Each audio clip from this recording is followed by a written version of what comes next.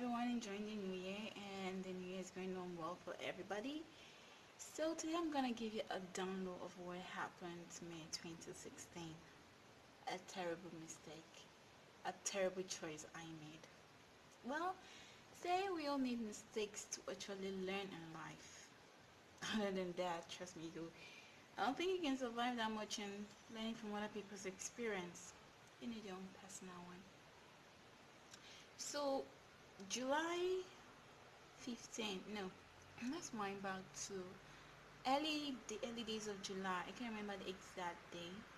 I have his best friend. I just chose my best friend alone because she made sure I didn't have any other friend. She was like, she's a jealous friend. She doesn't like sharing friends. But she also had her own best friend, but that's no big deal. So I do go to her place sometimes. I go there on a Thursday and I stayed there till Saturday. Then she literally tried to chase me back home. So I met a girl there. I'm gonna call her B. Yeah, I'm gonna just call her B. So I met a girl there, which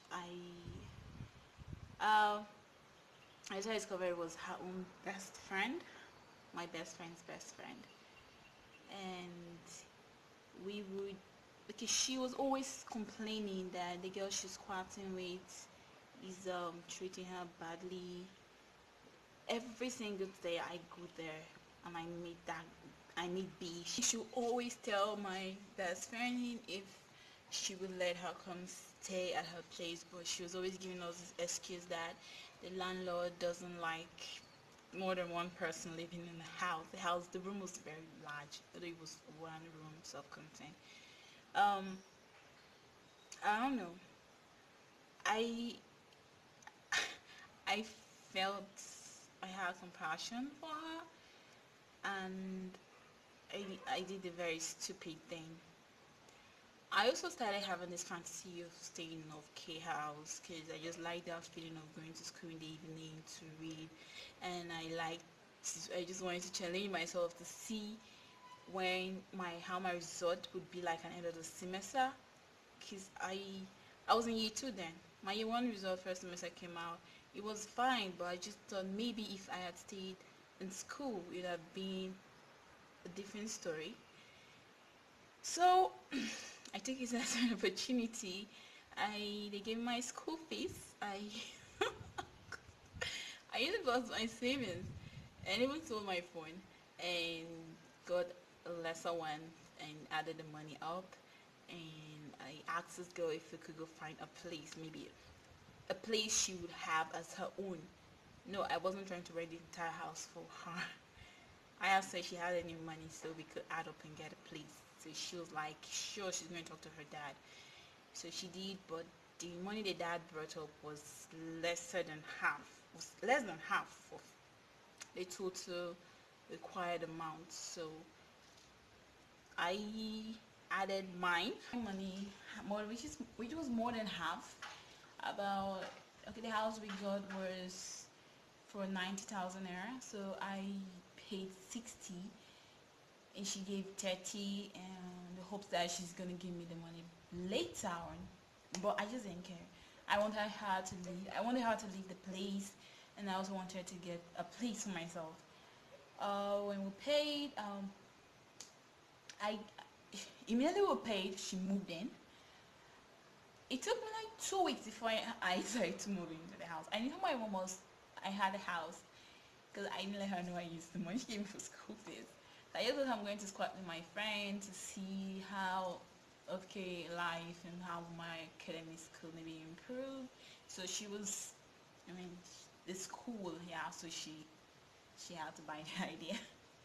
So, I moved in. That was when the war started. There was a day, I don't know, like whenever we're going to study, and maybe a guy approaches me, hey, can I talk to you? We're working together. She's just gonna zoom off and leave me there and get so angry. And after that, chasing her behind, calling her name. It was like we actually had a fight. night where we use her phone for alarm, and because we usually set the alarm around 10:30, so we'll go to school by 11, and it was usually a TDB thing till daybreak. Guess what she did one night? She woke up, prepared, left me there. She didn't wake me up. That wasn't even my major problem. She left the door open and left to school. And here, the house was actually facing the main road, so it wasn't like in a compound where there's a gate and there's a fence, it's protected anyways. It was facing the main road, so it was totally hard for you not to get robbed or raped if you make any mistake. But I guess that was the main plan. I was heartbroken when I woke up in the middle of the night. NEPA, they brought the light, the electricity. They brought back the light, and I woke up and I discovered the door was open and I was just there alone.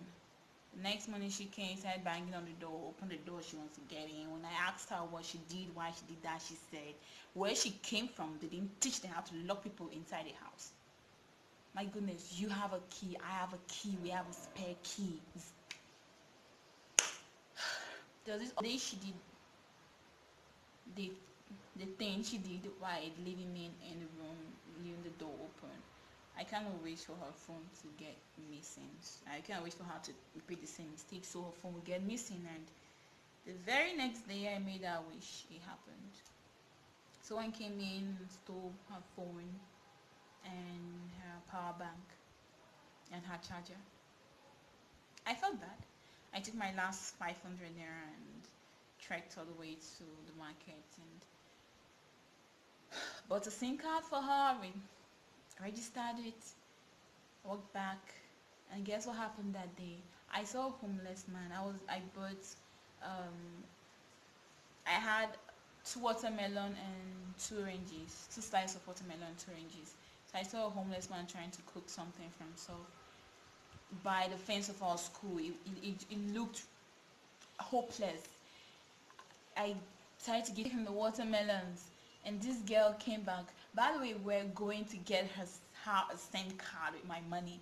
So when I did that, we got back and she stopped talking to me. She just got so upset. And when I asked her what was wrong, she said, why would I give the homeless man the watermelons? I would have given him my own watermelon and my own oranges if I really wanted to help someone. As in, I bought this in my money, like, I don't understand, but anyways, human beings are human beings. She cooks, I don't get to eat them, although she cooks my food. And when she cooks including my food, and she cooks almost everything and invite her friends over to eat. And at the time where I was just left with, at the time where I was the only one left with my papers, made sure she cooked every single food in that house. And when it was all done, she left, went to her family house, and I was left alone with an empty kitchen. It was my best friend, a guy that usually comes around and gives me money to go get noodles, eggs, just whatever I could eat at that time. But sometimes I sleep hungry, study hungry, wake up the next day hungry, and I go to school hoping I'll find a friend that will get me something to eat that day. I talked to my stomach, and she agreed that if you eat in the morning, don't feel hungry again till the next day, because you can't eat grass. Even if I try, so she start misbehaving. So anyways,